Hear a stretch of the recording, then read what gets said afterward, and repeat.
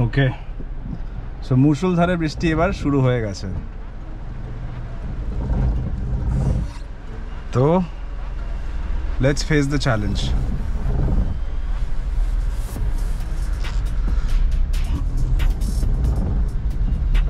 কতটা চ্যালেঞ্জ হয়ে গেল রাস্তাটা, রাস্তায় কিছু দেখা যাচ্ছে না, কত এবড়ো খেবড়ো রাস্তা। সি, তোমাকে একটু ধীরে ধীরে আস্তে আস্তে চালাতে হবে, কুল মাইন্ডে চালাতে হবে।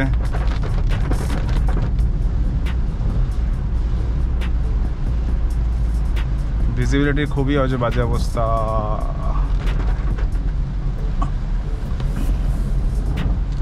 তো দিস ইজ মুষলধারে বৃষ্টি। ও লাভলি,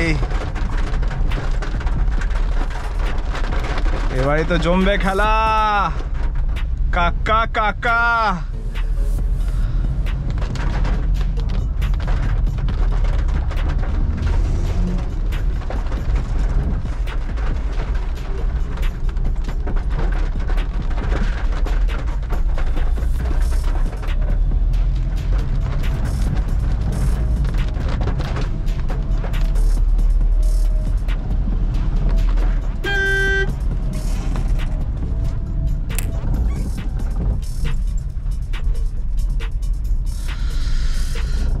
ভিজিবিলিটি অনেক ডাউন হয়ে যায়।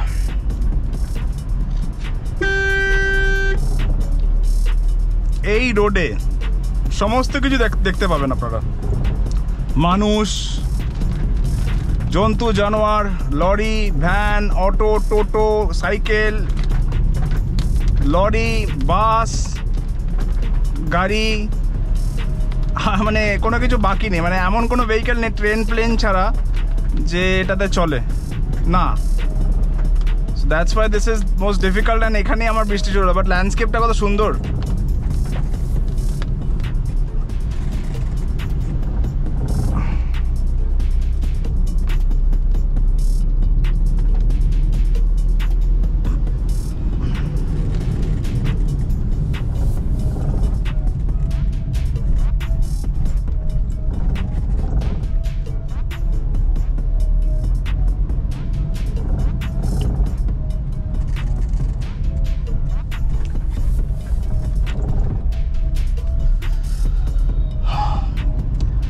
ভিজিবিলিটিতে আরো প্রবলেম কোথায়, ডান দিক বা দিকের ওভার দিয়ে আরো কমে যাচ্ছে। আমার তো অবস্থা খারাপ। ও মা, আমায় বাঁচাও।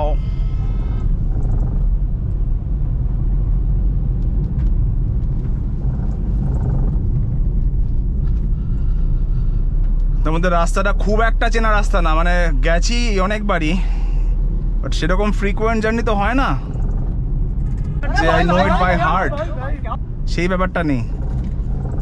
এবার এখানে এটাকে ওভারটেক করাটাও ডিফিকাল্ট। দেখ কি অবস্থা, মানে খুবই unsure, should I overtake or should I not.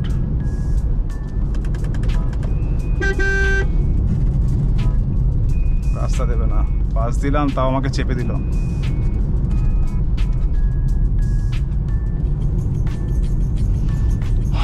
ওকে,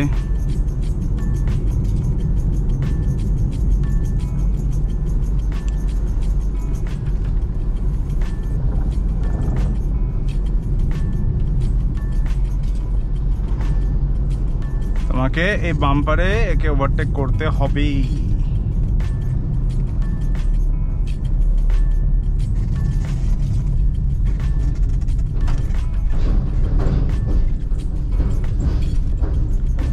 এসব বড় বড় ট্রাকগুলোকে সবসময় বাম্পারেই ট্রাই করতে হবে ওভারটেক করা। এইসব ন্যারো রাস্তা অবভিয়াসলি ওভারটেকের সময় না, I think we have to be very precised কি আমি ওভারটেক করতে পারবো কি, আমার কাছে সেই অ্যাকর্ডিং স্পেস আছে কি। ইফ নট দেন করবো না, পিছন থেকে যতই হর্ন মারুক করবো না। আর যখন ওভারটেক করতে হয় মনে হবে করবো তো করবো, যাই ভালো অ্যাক্সিডেন্টও হয়ে যাক, অবভিয়াসলি ফুল কনফিডেন্সে যেতে হবে। তো এখানে এইসব জায়গাগুলো খুব কি বলবো, খুবই ক্রিটিক্যাল। মানে এক পয়েন্টের এদিক ওদিক হয়ে গেলে you are no more or something major could happen with you. So again, these are all challenges, and once you overcome these challenges, then you're better prepared for the road ahead and for whatever challenges that may come in future, you are better equipped. So obviously it is giving me some life lessons. I'm just trying to be very wise right now. So I hope আপনাদের আমার এই POVs গুলো জার্নিটা ভালো লাগছে। আমি প্রচুর comment পাচ্ছি, প্রচুর লাইকস পাচ্ছি, প্রচুর ফিডব্যাক পাচ্ছি, and I really appreciate every one of your support.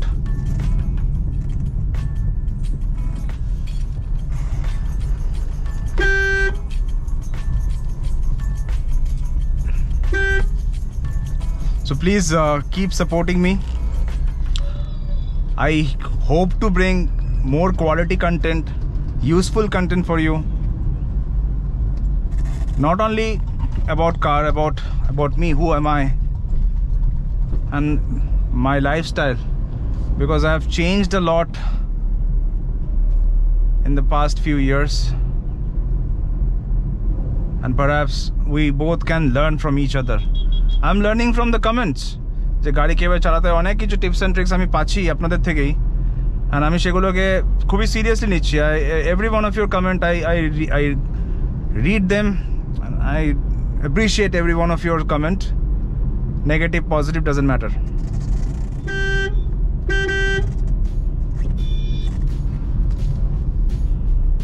কি হয় গেল গাড়িটা? কাম অন ইয়ার। আমাকে একজনকে ছোটো গাড়ি নেওয়ার একটা ডিসঅ্যাডভান্টেজ হচ্ছে, বড় গাড়ি না আমাদের ছোট গাড়িগুলোকে না পাত্তা দেয় না, মানে they just don't care, they just don't give a shit. And আমাকে একজন বলেছেন সে একজন নিজে বড় গাড়ির ওন করে, তো he knows that because he himself does that, but that should not be the way. New beginner যারা আছে না তারা লেফট সাইড কী করে জাজ করবে? তো আমাকে এখন আমার আই থিঙ্ক ইস্যু এখন সেরকম হচ্ছে না। প্রথমে যখন আমি গাড়ি নিয়ে বেরিয়েছিলাম, অবশ্যই যখন শিখছিলাম তখন তো ইস্যু ছিলই। তখন পাশে আমার যে ট্রেনার সে বসেছিল, সে বসে আমার স্টিয়ারিং কন্ট্রোল করতো, তার কাছে ক্লাচ ছিল, তার কাছে ব্রেক ছিল, তো সেই অর্ধেক কাজ করে দিত। মানে তার কাছে বসলে মনে হতো ইউ আর প্রো ড্রাইভার, মানে কোনো লাইফে চাপ নেই। কিন্তু অবভিয়াসলি যখন প্রথম নিজে গাড়ি নিয়ে বেরিয়েছি তখন বুঝতে পারছি যে টাল খাচ্ছে গাড়ি, এদিক ওদিক যাচ্ছে, ডান দিকে কার্নিক খাচ্ছে।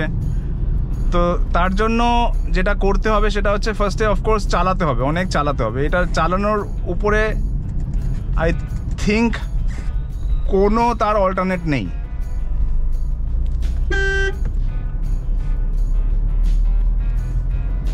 যত চালানো যাবে তত বেটার হওয়া যাবে। তো ব্যাপারটা হচ্ছে প্রথম যে প্রবলেমটা হতো সেই প্রবলেমটা ওই এগেইন নতুন যখন শিখে নিয়েছি, শিখে নেওয়ার পর যখন গাড়ি কিনেছি তারপরে কী হতো যে সেই মাপটা পেতে অসুবিধা হতো। তখন আমি একটা আইডল লাগালাম, তো আইডল লাগিয়ে বুঝলাম যে যখনই আমার এই দূর থেকে যায়, এইখানে না এই লোকটা যখন আছে আইডলের ভিতরেই আছে আমার,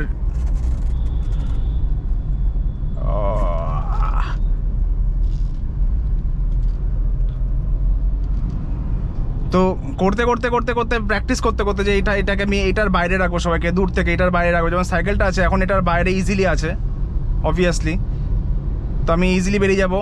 আর আমি সঙ্গে সঙ্গে লেফটে ওয়ারবিমে দেখবে কতটা গ্যাপ রাখছি, অনেকটা গ্যাপ আছে। ওই গ্যাপের একটা আন্দাজ ক্রিয়েট করতে হবে, আর করতে মাসেল মেমোরি ক্রিয়েট হয়ে যাবে। তো যখন মাসেল মেমোরি ক্রিয়েট হবে তখন ওটা এফার্টলেস লাগে, খুব একটা মনে হবে না ইস্যু। কারণ আমাদের মেমোরি তো অবভিয়াসলি পুরো সব কিছু চালাচ্ছি, আমরা করছি জীবনে যা কিছু মেমোরি থেকেই করছি। তো বারবার দেখতে তো ইউড নো কি কতটা যা ছাড়তে হবে, অত চাপ নিতে হবে না। তো আমার এটা কাজ করেছে, ওআরবিএমটা খুব কাজ করেছে। লেফটে আমি যখনই কাউকে পাস করছি আমি দেখে নিচ্ছি, এই এখন এখানে একটা জিনিস যাচ্ছে, ওটা না দেখলে এখনই ঠোকা খেতাম আমি।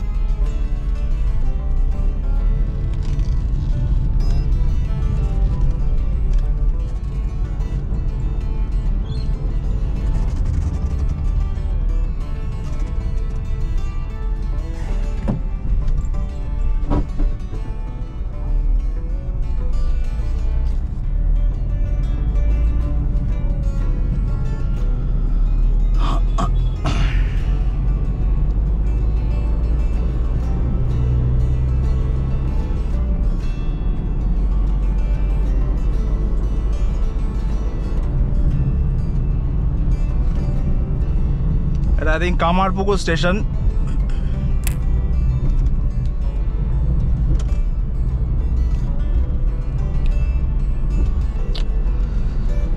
আবার মনে হচ্ছে একটা বিশাল জোরে বৃষ্টি নামবে, যেরকমভাবে সামনে মেঘ করে আছে। তো right now as you can see ডান দিকে যাব আমি আরামবাগ হয়ে টুয়ার্ডস যেখানে যাচ্ছি সেটা জায়গাটার নাম হচ্ছে খরার।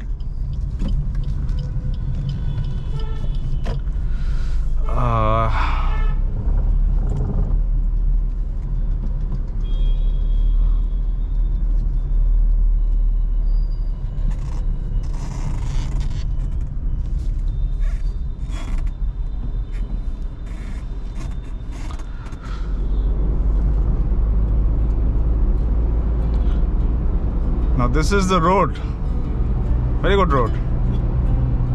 তো মাঝখানে কিছু খারাপ রাস্তা পাবো, বাট এই সব কিছু রোড খুব ভালো, মানে স্মুথ সেক্সি।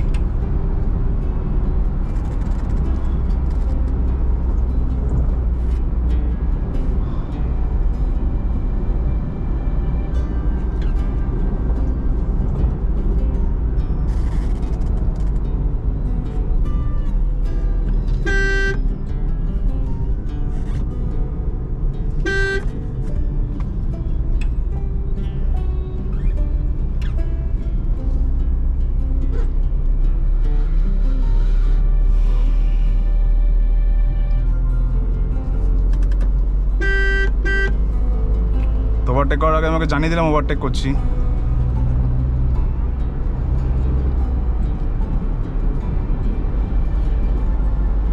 Fifth gear. তো স্পিড আমার তো 85 হাইয়েস্ট গেছিল আই থিঙ্ক।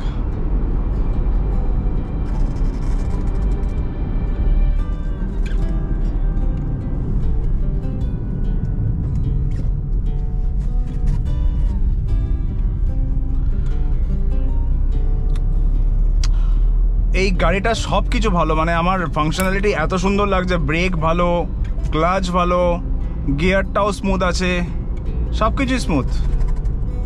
তো বিগিনার হিসাবে দিস ইজ এ রিলায়েবল কার। আমি প্রমোট করছি না, বাট আমার নিজেরই ভালো লাগছে। অ্যাকচুয়ালি হয়তো আমি অন্য গাড়ি চালাইনি, তার জন্য আমার এই তো কম্প্যারিজন করাটা হচ্ছে না ঠিক মতো। হয়তো অন্য গাড়ি চালালে আরও বেটার লাগবে। Obviously I experience everything. প্রথমে সব কিছু একসাথে করা যায় না, তো শুরু করতে হতো একটা জায়গা থেকে। তো I chose Alto K10 VXI plus. তো অল্টো K10 এর টপ মডেলটা। আমার একটা রিভিউ ভিডিও ছিল রিসেন্টলি আমি করেছিলাম, তো সেখানে কিছু অ্যাডিশনাল ফিচার্সের কথা আমি বলিনি অ্যাকচুয়ালি, মিস করে গেছিলাম। সো অ্যাজ এটাতে 6 এয়ার ব্যাগস আছে, তো সিকিউরিটি ওয়াইজের কোনো যদি ইম্প্যাক্ট অবভিয়াসলি গড ফরবিড যেন না হয়, বাট অবভিয়াসলি সিকিউরিটিটা মাইন্ডকে পিস দেয় যে না আমি অ্যাটলিস্ট আমি মরবো না। তো 6টা এয়ার ব্যাগ আছে। তো এটার টপ মডেলের দুটো ছিল, দুটো পার্ট। একটাতে ছিল 2টো এয়ার ব্যাগ, ওটা 10,000 টাকা কম ছিল, আর একটাতে 6টা এয়ার ব্যাগ। তো এটা সিকিউরিটি বেশি। আর তার সিকিউরিটি সেন্সর লকিং আছে, এখানে একটা সেন্সর আপনি দেখতে পাবেন যে কন্টিনিউয়াসলি ব্লিঙ্ক করছে। তো এইগুলো এই কিছু অ্যাডিশনাল ফিচার্স যেগুলো আছে সেগুলো খুবই ভ্যালুয়েবল। তো অনেকে আমাকে কিছু কম দামও, আমি যখন গাড়ি কিনতে গেছিলাম আমাকে কিছু কম দাম অফার করছিল, বাট তখন পরে জানতে পারলাম those doesn't have 6 airbags, those are for 2 airbags. তো আমি কেন 10,000 টাকা কম একবারই কিনবো, আর নতুন গাড়ি কিনছি যখন, তখন I would not compromise on those small things. হ্যাঁ, যদি আমি সেকেন্ড হ্যান্ড নিতাম তাহলে এয়ারব্যাগদের চিন্তা করতাম না। এটা আই থিঙ্ক এখনো স্টার্ট হয়নি এই টোলটা।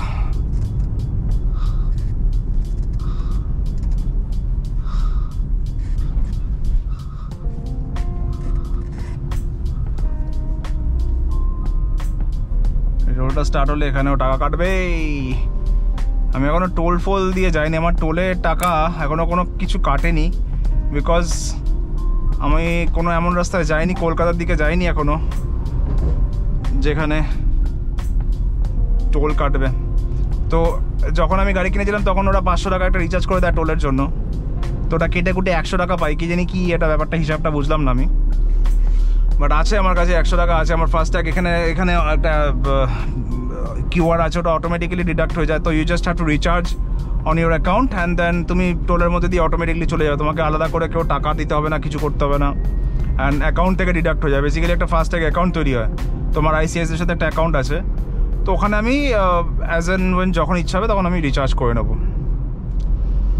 যখনই আমি স্পিড ম্যাচ করে না গাড়ি, তখন গাড়িটা মনে হয় না চিল্লায় একটা, ওইটা বুঝতে পারলে গিয়ার প্রবলেমটা, গিয়ার ফাংশনের ইস্যুটা আর থাকবে না। তো আস্তে আস্তে জিনিসটা বুঝছি, যখনই গাড়িটা মানে প্রপারলি গিয়ার ম্যাচ করছে না, সেকেন্ড গিয়ারে আমি জায়গাটা উঠলাম, তখন করে একটা আর্তনাদ করে উঠছে মনে হচ্ছে গাড়িটা। তো তখন basically it wants to change the gear, because gear ফাংশনালিটিটাও বুঝতে হবে। ছোটো মানে gear, 4th gear 5th gear সব থেকে ছোটো হয়, 4th গিয়ার তার থেকে বড়, 1st গিয়ার সব থেকে বড়ো হয়। তো অনেক কিছু জিনিস খেয়াল রাখতে হবে গাড়ি চালাতে গেলে, শিখতে হবে, জানতে হবে। তো সব থেকে ইম্পর্টেন্ট জিনিস বিগিনার্সদের জন্য, that keep learning from different YouTube videos. অনেকের থেকে অনেক কিছু শেখা যায়, তো শিখতে থাকতে হবে। গাড়ি চালানোর পরে পরে এক্সপিরিয়েন্স করতে হবে যে কী ভুল হচ্ছে। আর এখানে আমি একটা জিনিস, আমি যখন এখানে জার্নি করছি একটা জিনিস শেয়ার করে দিই, আই থিঙ্ক এটা বেটার হবে আপনাদের জন্য। কারণ প্রথমে ধরুন আপনাদের ইচ্ছা হলো ড্রাইভিং শিখবেন, তো how would you go about it? তো first you have to admit to driving school. তো ড্রাইভিং স্কুল অনেকে বলবে যে ভালো না খারাপ, ইয়ার আমার তো খারাপ হয়নি, আমি তো ভালো শিখেছি, অ্যাটলিস্ট যা শিখেছি ওর উপরেই তো চালাচ্ছি। আর হ্যাঁ, যদি বাড়িতে কেউ থাকে বা রিলেটিভ কেউ থাকে যাদের গাড়ি আছে, তারা যদি হাতে ধরে শেখাতে পারে, তো ওর থেকে বেটার তো কিছু হয়ই না। কিন্তু সবার তো সেই ভাগ্য হয় না, যেমন আমার বাড়িতে কেউই নেই, আর আমাদের ছোট ফ্যামিলি, আমাদের কেউ নেই যে আমাকে শেখাবে, আমাকে টাইম দেবে, because time is also important. আমার বন্ধু আছে, আমি তার গাড়ি চালিয়েছি, বাট ওরকমভাবে নাচ মানে শেখাটা খুব ডিফিকাল্ট, বারবার করে টাইম তার থেকে চাওয়া, বিকজ সবাই বিজি লাইফে। তো আই থিঙ্ক বেস্ট ট্রেনিং স্কুলে যে অবভিয়াসলি ইনস্ট্রাক্টরের সাথে ভালো র্যাপো করে তার থেকে শিখে, তার থেকে কোয়েশ্চেন করতে হবে, তাকে চ্যালেঞ্জ দিতে হবে যে কি এটা কেন ওটা কেন। যেমন নর্মালি আমরা পড়াশোনাতে শিখি কোনো ক্লাস, কোনো সাবজেক্ট, সেমনি গাড়িটা একটা সাবজেক্ট। তো তারপরে ওটা আই থিঙ্ক কিছু কোর্সটা হয় এরকম 100 কিলোমিটার বা 140 কিলোমিটার এরকম কিছু একটা কোর্স হয়। মানে ওরা আপনাকে চালাতে দেবে 100 কিলোমিটার, 110 কিলোমিটার, বাট অবভিয়াসলি ওরা সামনে থাকবে, ওরা কোথাও যাবে না, পাশেই বসে থাকবে, পাশে বসে অবভিয়াসলি কন্ট্রোল থাকবে। অ্যান্ড এরকমভাবে আপনাকে চালাতে হবে।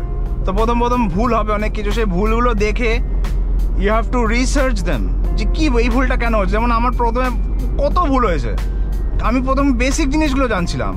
অবভিয়াসলি বেসিক জিনিস বলার জন্য অবভিয়াসলি আপনাকে যেতে হবে যারা জানে, যারা বলছে। অনেক ভালো ভালো ইউটিউবার আছে, আমি অনেক ভালো ভালো ইউটিউব ভিডিও দেখেছি ইউটিউবে, তো ওদের থেকে অনেক কিছু শিখেওছি।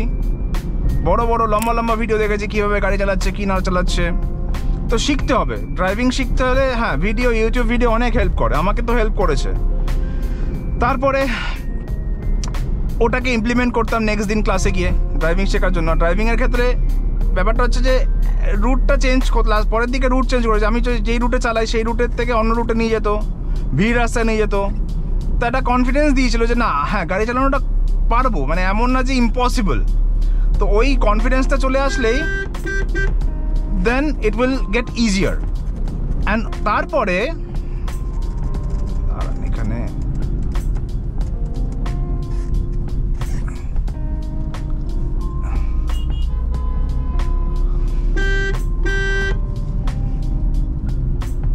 তো ভিড় ভাড় কেন বুঝলাম না।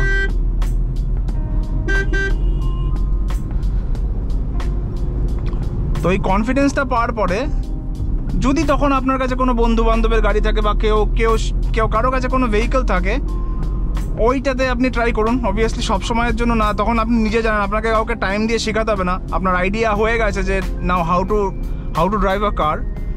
দেন রিকোয়েস্ট আ ফ্রেন্ড কি লেটস গো, কোথাও যায় একটু এমন জায়গায় যায় ফাঁকা জায়গায়, তো অবভিয়াসলি আপনার ফ্রেন্ডের গাড়ি আছে মানে সেও গাড়ি চালাতে পারে, তার থেকেও টিপস নেবেন।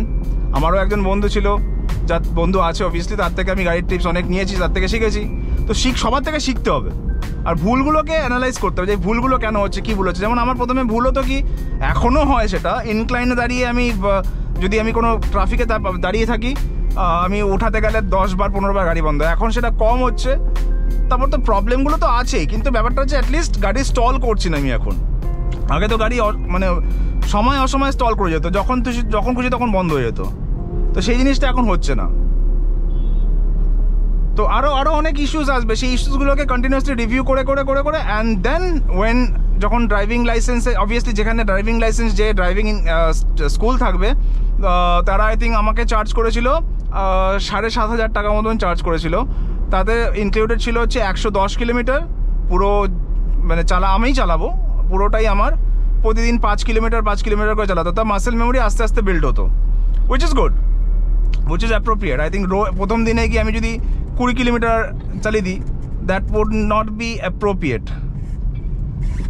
তো সেক্ষেত্রে 5 কিলোমিটার করে আই থিঙ্ক 1.5-2 মাস মতন কন্টিনিউ করেছিলাম।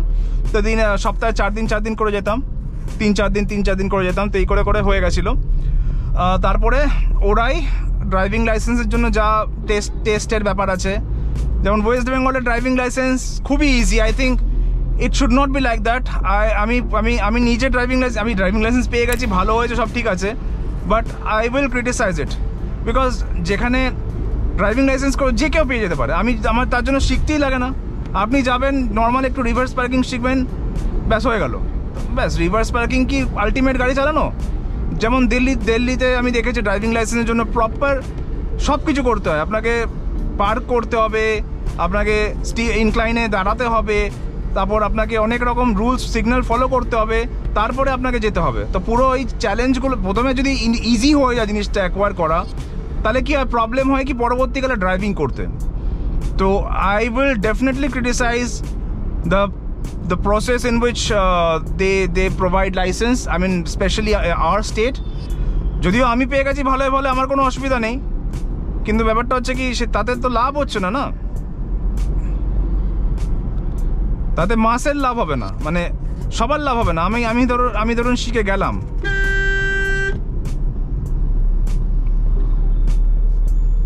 কিন্তু অনেকে শিখতে ইস্যু হয়ে যাবে তখন।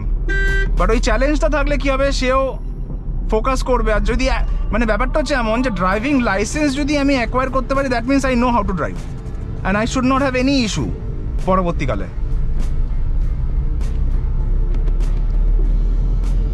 বাট আনফর্চুনেটলি ওয়েস্ট বেঙ্গল স্টেটে এটা জানি না পরবর্তীকালে কী হবে, চেঞ্জ হবে না হবে, সব স্টেটে ডিফারেন্ট।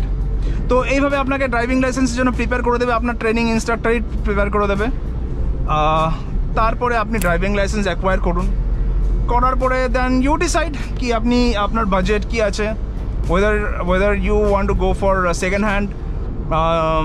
বাট ব্যাপারটা হচ্ছে সেকেন্ড হ্যান্ড গাড়ি কেনাটা আমি তাতে প্রবলেম ছিল না আমার, বাট একটাই ইস্যু ছিল যে সেকেন্ড হ্যান্ড গাড়িতে খরচা বেড়ে যেত। মনে হতো যে আমি কম বাজেটে করছি, ধরুন আমি 1.5 লাখ টাকা দিয়ে একটা গাড়ি কিনলাম, এবার সেই গাড়িটার কী কন্ডিশন, কতটা চলেছে, সেটা অবভিয়াসলি সেটাও রিভিউ করে নিলাম। এবার সেটা তো সব অবভিয়াসলি যদি আমি কোনো এমন ওয়েবসাইট থেকে কিনে, স্পিনি আছে, তারপরে আরও কিছু আছে, কার দেখো, এগুলো তো এরা ওভারচার্জ করে, এরা 20-25 হাজার টাকা একদম মার্কআপ রেখে একদম ওভারচার্জ করবে। তো এদের থেকে কেনা কি ভালো না ভালো আমি বলতে পারবো না, কারণ আমি চেষ্টা করেছিলাম এদের থেকে রিভিউ নেওয়ার অনেক করার, বাট জানি না, আমার মনে হয়নি যে আমি এর থেকে নেবো, বিকজ অলরেডি আমার কস্ট বেড়ে যাবে। আর একটা পুরোনো গাড়িতে কত খরচা আরও বেড়ে যায় না, যে মাঝেই আপনাকে চলে যেতে হবে সার্ভিস সেন্টারে। আমার ওই ভয়টাই ছিল যে এই প্রবলেম সেই প্রবলেম, কারণ আমার যে বন্ধুর গাড়িটার কথা বললাম যে চালাতাম, শিখেছিলাম মানে একটুখানি, তো তার গাড়িটার প্রবলেম এরকম হয়েছে।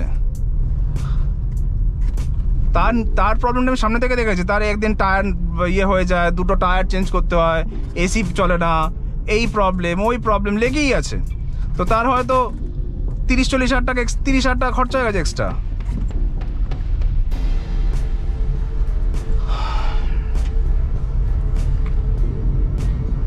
তো আমি এক্সট্রা টাকা আমি যখন কিনে আমার পিস অফ মাইন্ডটা থাকবে না, তো এবার আমি চিন্তা করলাম যে আমার বাজেট কি আছে, অবভিয়াসলি এটা again it depends on your budget. তো সেকেন্ড হ্যান্ড গাড়ি যদি মানে নেহাতি বাজেট একদমই না থাকে, তাহলে you can go for second hand and you have to find a car, মানে খুব রিসার্চ করতে হবে।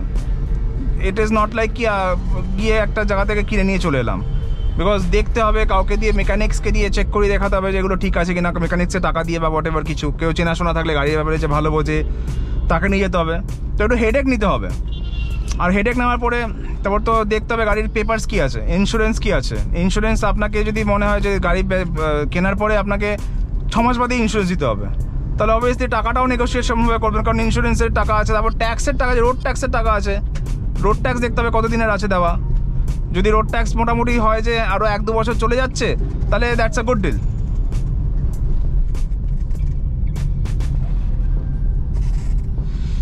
বিকজ 1-2 বছর রোড ট্যাক্স আপনাকে দিতে হবে না, আপনি চালিয়েও নিলেন, আর তার সাথে সাথে শেখা হয়ে গেল, তারপরে আপনি নতুন গাড়ি কিনলেন। তো সেকেন্ড হ্যান্ড গাড়ি কিনলে হ্যাঁ ওই জিনিসগুলো খুব ইম্পর্ট্যান্ট। কোনো গাড়ির নাম্বার দিয়ে সার্চ করলে আপনি পেয়ে যাবেন বাহানে যে কতদিন রোড ট্যাক্স দেওয়া আছে, ইন্স্যুরেন্স কী আছে, সার্ভিস হিস্ট্রি পাওয়া যায় না সব গাড়ির, চেক করে দেখতে পারেন, 150-200 টাকা লাগে, অনলাইনেই চেক করা যায়। যদি কোনো গাড়িতে খুব ইন্টারেস্টেড হয় যে না এটা সব দিক থেকে ঠিক লাগছে, দেন অ্যাডিশনাল 100-200 টাকা দিয়ে সার্ভিস হিস্ট্রি চেক করার জন্য দেখতে পারেন, বাট পাওয়া যায় না, আমি জেনারেলি পাইনি একটাও। তো আমি সেকেন্ড হ্যান্ড গাড়ি প্রচুর খুঁজেছিলাম, একটা রেটস পেয়েছিলাম, ওয়াগনার পেয়েছিলাম, একটা ওয়াগনার আমি ফাইনালাইজ করে দিয়েছিলাম, কিন্তু ওটা ব্যাপার হচ্ছে থার্ড ওনার হয়ে যাচ্ছিলো। তো থার্ড ওনার মানে পরবর্তীকালে অনেক ইস্যু আসতে পারতো, তো আই ডিড নট অপ ফর ইট। তো তারপরেই ভাবলাম যে ওসব কিনতে আমার 1.5 লাখ টাকা খরচা হয়ে যাচ্ছে, আবার আমাকে পরবর্তীকালে কিছুদিন 6 মাস বাদে ট্যাক্স করাতে হতো। তো এর থেকে 5,25,000 টাকা খরচা করে আই থিঙ্ক আমি পিস অফ মাইন্ড আছে, আমার গাড়ি নিয়ে তো কোনো ইস্যু নেই। হ্যাঁ এবার আমার ইন্স্যুরেন্স আছে, এর মধ্যে কভার আছে, আমার খরচাও খুব একটা হবে না কোনো কিছু ইস্যু হলে, প্রবলেম হলে, কারণ নতুন হাত তো।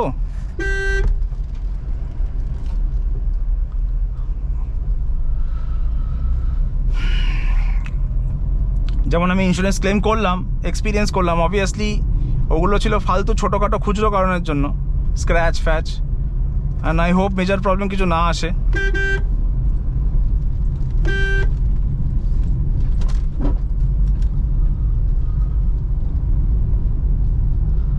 তো তারপরে দেখতে হবে যে, তো আমার ক্ষেত্রে মনে হলো যে না, how about I spend a little more then I am settled. না, আমি যদি এখন চাই গাড়িটাকে আমি 10 বছর সারা জীবন রেখে দিতে পারি।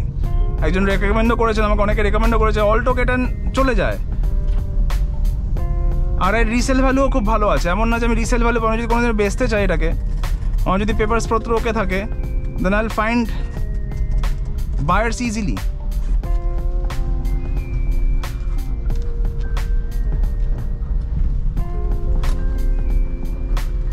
রাস্তাটা কত বাজে দেখুন, ও সেক্সি, কান্ট ওভারটেক। আজকে গাড়ির অবস্থা পুরো বিগড়ে যাবে, তো খুব বাজে রোডের অবস্থা ছিল, আর বৃষ্টির মধ্যে এই লরি ফরি গিয়ে রাস্তাগুলোকে আরো খারাপ করে দেয়।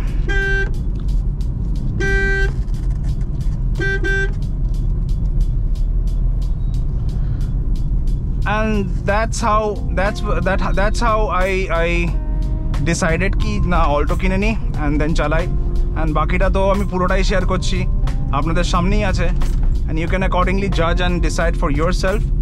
Of course everyone has different situation, different things in their life, তো সেইগুলো আপনাকে জাজ করতে হবে। সেটা তো আরে বাবা কি রাস্তা, কি রাস্তা।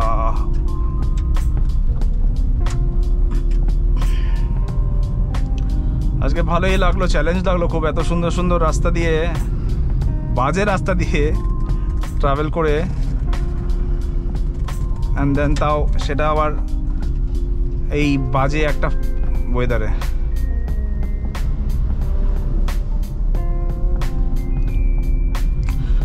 আমি কিন্তু ওই গিয়ার কীভাবে চালাই ওগুলো শেখাচ্ছি না, কারণ ওগুলো আমি শেখানোর যোগ্যতা আমার নেই, আমি নিজেই বুঝছি আস্তে আস্তে।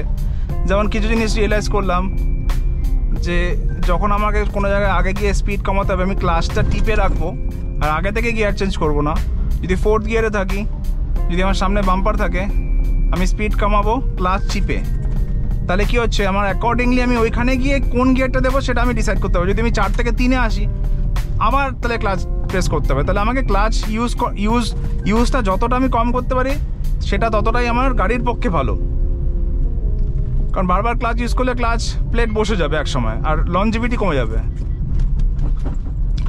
জানাবেন আপনারা যেরকম লং ভিডিও পছন্দ নাকি। আমি লং ভিডিও শেয়ার করলাম বিকজ পুরো রাস্তায় তো অনেক রকম অনেক কিছু হয়, আর আমার ক্ষেত্রেও সুবিধা, আমার কথা বলতে বলতে টাইমটা পাস হয়ে যায়। অবভিয়াসলি কেউ থাকলে পাশে তখন আমি এরকমভাবে করতে পারবো না হয়তো। আই উড প্রেফার টু গল্প করলে কি টাইম পাস হয়ে যায়, একটা সেই টেনশনটা কেটে যায়। তো এখন নার্ভ আমার ইজ আছে এখন, বিকজ এতক্ষণ চালিয়ে নিয়েছি। অলমোস্ট কত কিলোমিটার যাই না আমি, ঘন্টা 3 তো হয়ে গেছে। ওই অনেকটা খারাপ রাস্তা ছিল, এবার ঠিক আছে, এবার আরামবাগ ঢুকবো। এবার আমি হাই স্পিডে চালালি না আমি অ্যালার্ট হয়ে যাই কীরকম, যে মনে হয় যে না আমি এবার কিছু একটা এমন কিছু করছি যেটা খুবই dangerous. Obviously speeding is very dangerous, I don't recommend speeding ever. অনেকে হয়তো স্পিডিং পছন্দ করে, এইখানে হয়তো কেউ 100, 150, 200, 150, 130-এ নিয়ে যেতে পারে, আমিও পারি, কিন্তু ব্যাপারটা দরকার নেই ভাই, এখন চালাবো না। 80 উঠে গেলে আমার ভয় লাগে, ওই যে পিপ পিপ করে যখন, তখন ওই না ঠিক আছে, that's my limit, I will not go beyond that.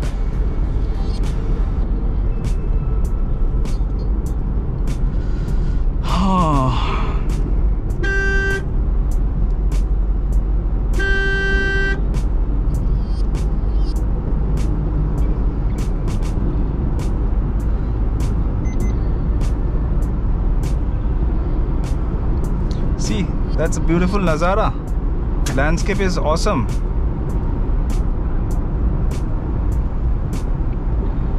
I think I clocked 90, not sure. তো আরামবাগ চলে এলাম, আরামবাগ ঢুকছি। এখানে কামারপুকুর আছে, এখানে রামকৃষ্ণ সারদা দেবীর স্থান আছে।